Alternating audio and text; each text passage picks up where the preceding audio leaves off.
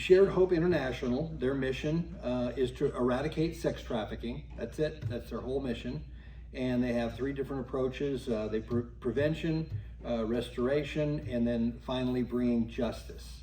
So we're very, very happy tonight. We have Cathy Correll, and she's here to speak to us. She is with a group that is affiliated with Shared Hope International, and she's going to give us more insight about the child trafficking, probably a little bit about the movie that she may know that we don't know. And so without further ado, Cathy, come on up.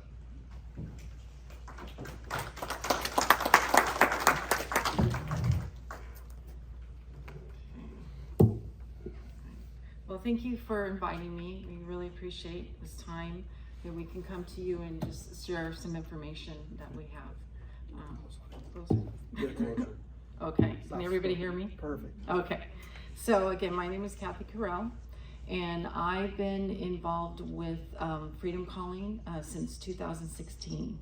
So my background is how I got started in this was I went to a summit at Mountain Brook Church in 2014, and they were talking about human trafficking, how it was affecting the people in San Luis Obispo, and I couldn't believe it. And after that summit, I realized I had to do something. And the only thing that I could think of is I needed to get educated. And so a year and a half later, I went to Freedom Calling, and it was a open house where we could sign up and get involved. And so at that point, I got involved with going out to the massage parlors. There's several illicit massage parlors in this county, and also in Santa Maria. So we went out and we visited the massage parlors. We talked to the girls. A lot of these girls are coming from Asia, and they are told that you come over here, we'll give you lots of money. But unfortunately, they take all their papers away, and they tell them they owe $30,000 because we brought you over there. So not only are they treated as a sex victim, as a sex trafficker, but also labor trafficking.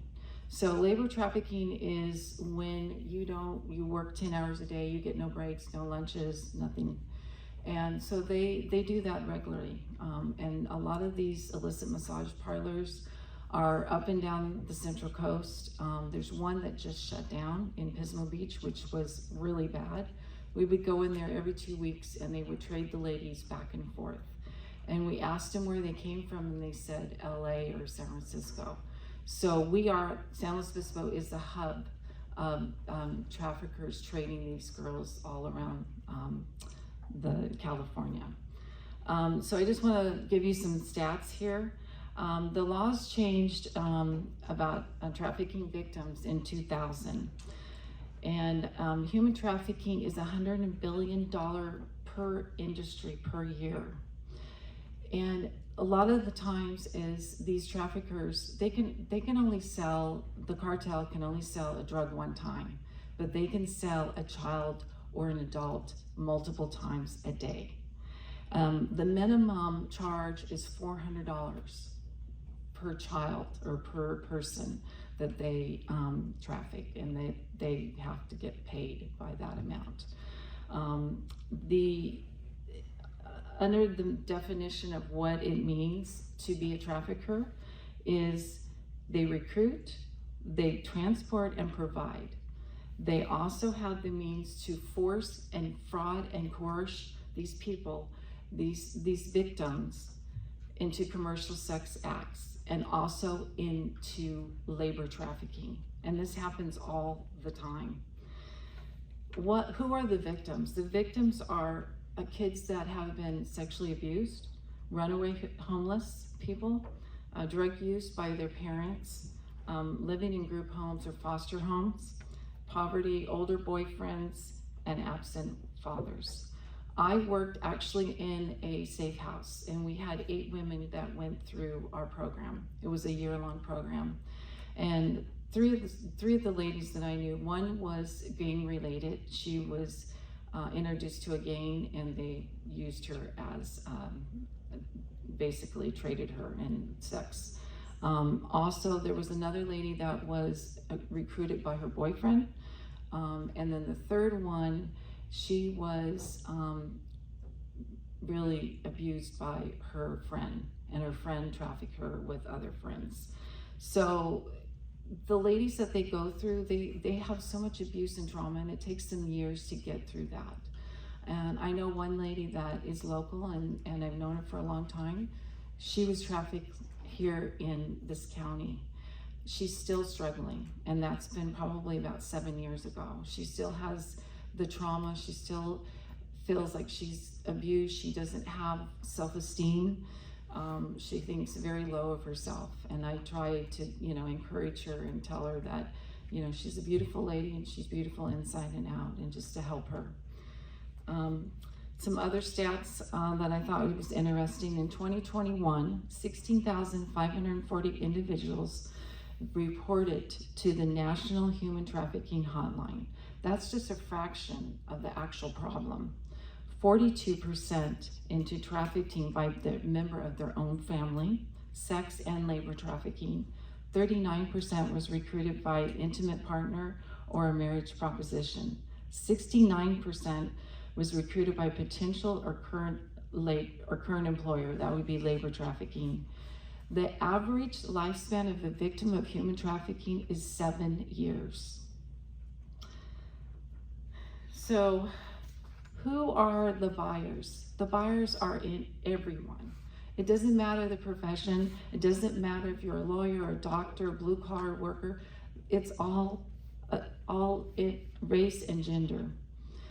In 2022, report of human trafficking is the second largest illicit business with $150 billion.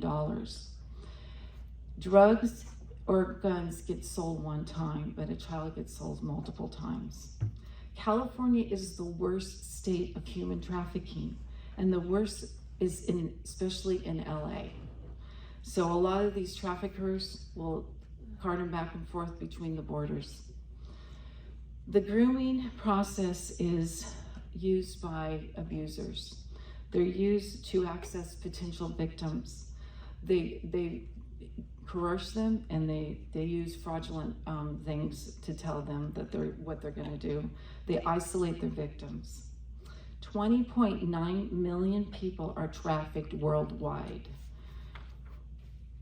The reason why the Freedom Calling exists is we are 100% grassroots volunteer. And who we are is just regular people who are finding our way to fight against human trafficking. We've been around for 9 years, and what we do is we do partnership with our DA's Anti-Human Trafficking Task Force. We collaborate with other partnerships like the Sheriff's, the Police Department, Department of Social Services.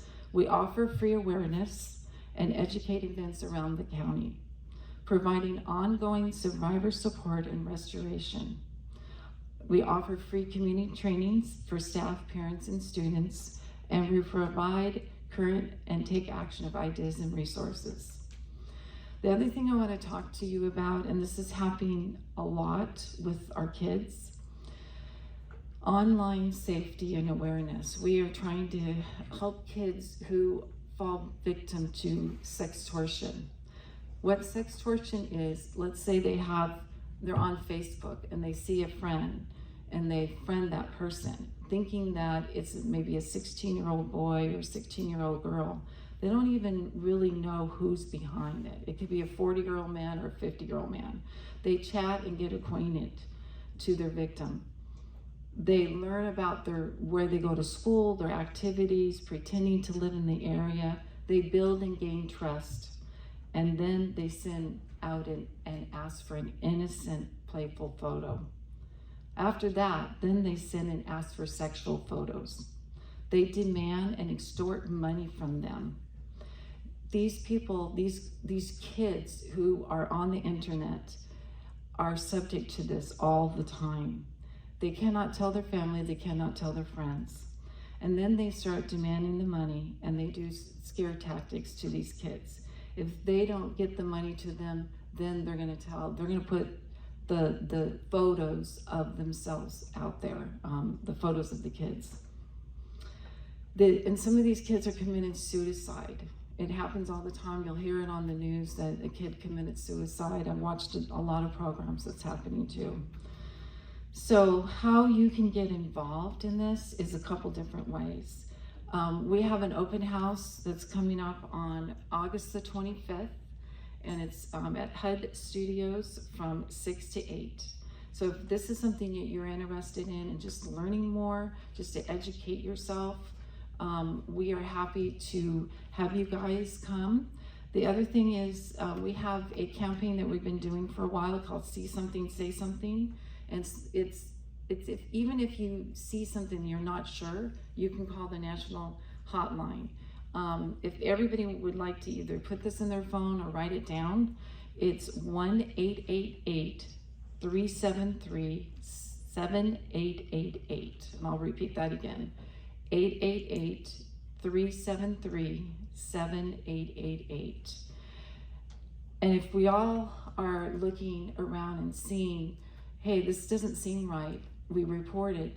You know, if it's something else, then that's fine. But still, if you see something, say something, because it could save a child's life or it could save a girl's life.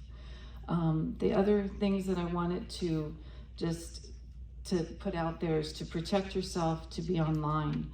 Make sure all your accounts are private. Don't use the same username on every app or game. Only friend and talk to those people you know in real life. Don't accept digital tips or gifts in exchange for any picture. All personal information, school, city, phone is private information.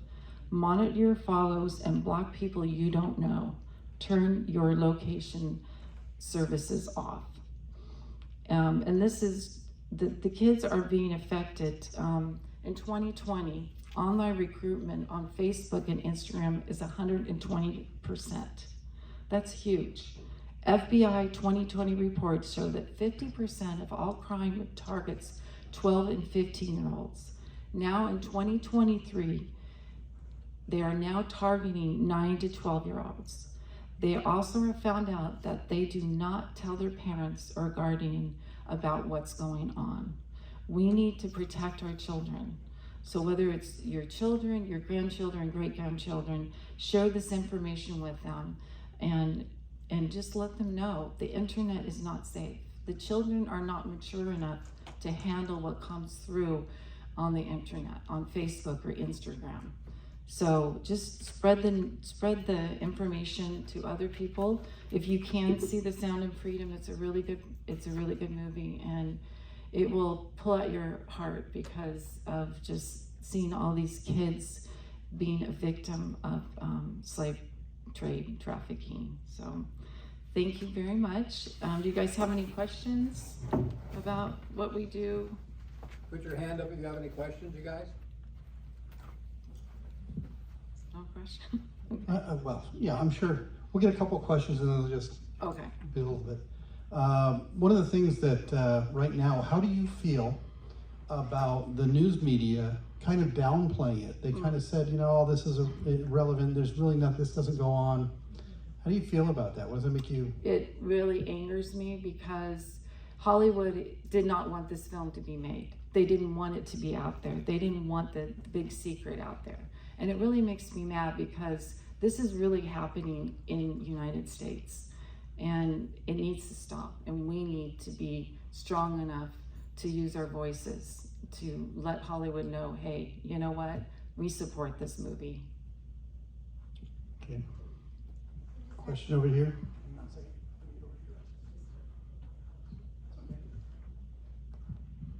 I just had a quick question. I wrote down August 25th, but where did you say it was? It's HUB Studios in the Atascadero from 6 to 8. Where's that location at? Do you know where it's at, Susan? I don't have the address on me. I'm sorry. Okay, it's in the Atascadero. It's on El Camino. We can always Google it. Is there a website they can go to find it? Do we have a website? Yeah, we'll be putting it on the website. Okay, so Freedom Calling does have a website. If you want to go to our website on Facebook, you can get all the updated news on that. Again, that's education. What's the name of the website? Facebook? It's freedomcalling.org. Freedom Calling. Freedomcalling.org. Okay. Yeah. Thank you. Mhm. Okay. I have a question. Yeah.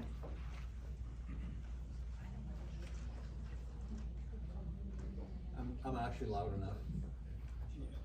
I'm loud enough. I think everybody can hear me. Where did you get your name, your organization? Who came up with Freedom Calling? And what does that mean? I mean, what is Freedom Calling? Is it that you physically call people, or is it just basically you're calling for freedom, or freedom is calling? Well, our website is Combat Human Trafficking. So it was put on, Bex McVeigh was the original founder of Freedom Calling. Now Susan is in charge. But, you know, we want, as far as I'm concerned, we want these kids to be free. And I don't know where they came up with, because I wasn't involved in that part. But obviously we want freedom for all these kids and adults that are being trafficked. So, Absolutely. yeah. I have another question. Mhm. What kind of deterrent? Because you said that the people who traffic others come from all walks of life, doctors, lawyers. I mean, the president's son. Sorry, had to do it. So, what should the punishment be? I mean, what is the punishment right now? Are you seeing a lack of punishment of these people who interact with these victims? Well, okay, unfortunately, with, let's say, those that purchase minors, okay, is actually, in our county, it's only a misdemeanor. That's it, a misdemeanor, that's it.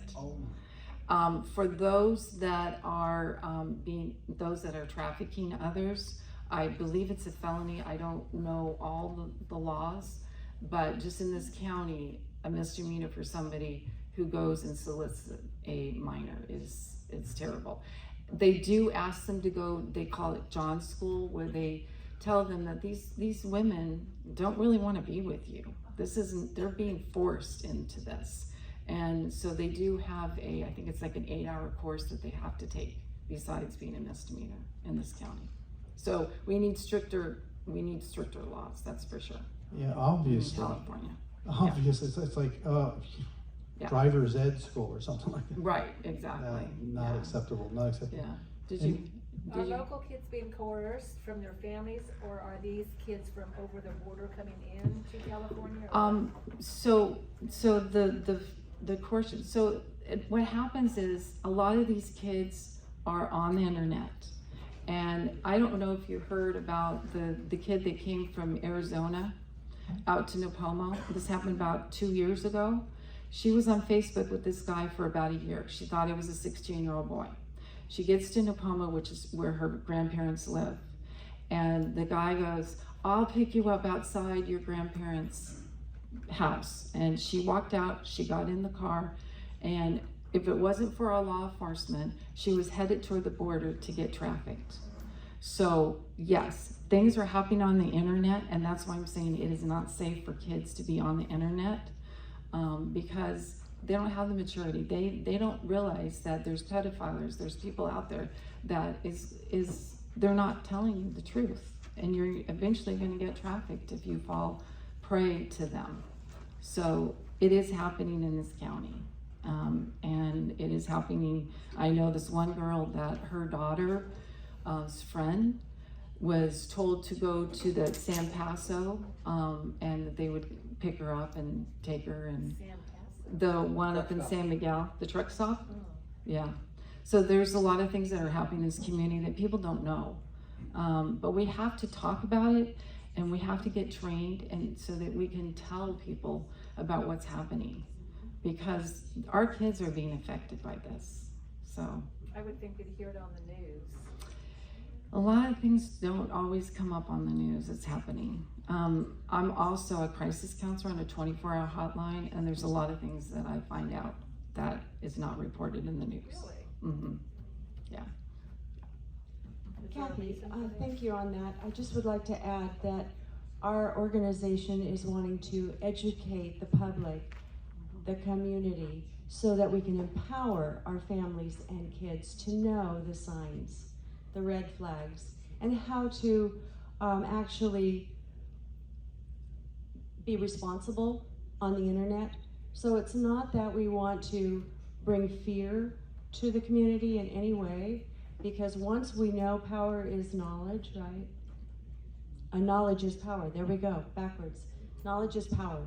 And so this is not to be in a fearful kind of way. There's plenty of education out there that can help empower your families to really see and also help their friends. So, thank you. Okay, any more questions? Wouldn't it be beneficial to talk at schools? We have some over there. Yeah, so schools, we are getting into some of the schools.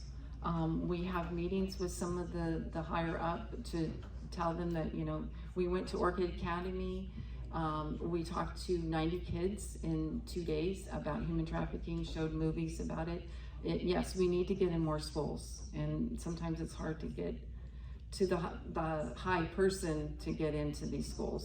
Really? Mm-hmm. Yeah. Why do So- they wanna keep it from the kids? I don't know. I don't have an answer for that. You combine your efforts with Resilient Souls, and it's another group, Lisa Majors and Resilient Souls. Yeah, I'm aware of Lisa Mazurs. We are separate from Lisa Mazurs. We do more education. We do community presentations like we do here. We go into the schools. We are more focused on educating the public and educating these kids. That's our focus. Okay, a few months back, Lisa Majors was our guest speaker, so if you're getting a lot of questions about her organization and her specifically, that's probably why. Okay. So, we're just glad you guys are both out there doing what Yes. you're doing. Any more questions? No, that's it. Okay. Well, Thank you very much.